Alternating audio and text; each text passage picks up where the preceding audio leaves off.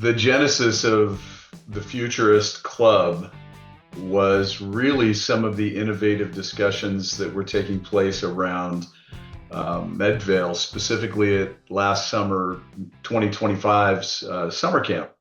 And there was so much creativity around in the conversations and these ad hoc one-to-ones, walking down stairways, taking a hike, jumping on a boat, eating together, enjoying the evenings in Sun Valley.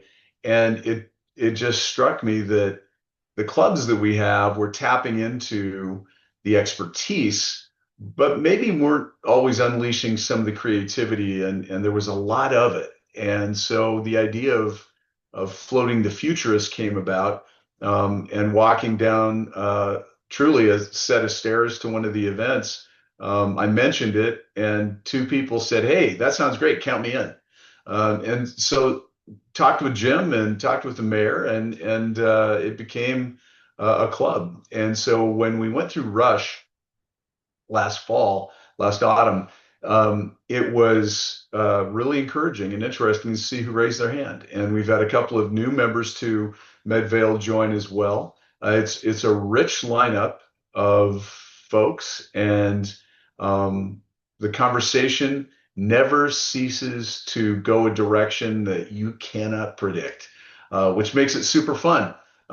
It's also a lot of mental gymnastics in advance to create an agenda that really continues to promote that environment that allows people to be that freewheeling and talk about what if. And that is in the charter of futurists. It's let's talk about what if, and people that are willing to not just break the mold, but think completely differently about the future of healthcare and how we can influence that from within inside, not just the club, but within inside Medvale. And then we started the idea of, well, how do we cross-pollinate all this among the clubs? And now that's becoming something important of how do we open up more of the opportunity for club members to interact with other club members. So there's some new waves on the pond right now that we think are very, very productive.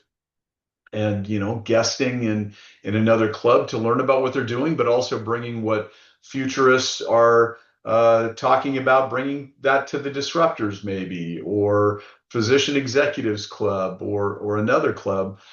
So it's been very encouraging and engaging, not just the folks that raised their hand, but the people that have joined since. And the conversations are really stimulating. So we don't seem to run out of things to talk about before we ever run out of time. And that, I guess, is a pretty good sign right now. The Futurist is also a place for me to be able to talk a little bit about the transition that I'm going through after, started my wayward career in healthcare in 1989. And at the end of February, this past year, 2026, I stepped away from my role as Chief Administrative Officer of St. Luke's Health System. And so this transition and the opportunity to write new chapters comes at a really good time, because Futurist is a place where I can share some things that maybe I might not share other places except with my bride.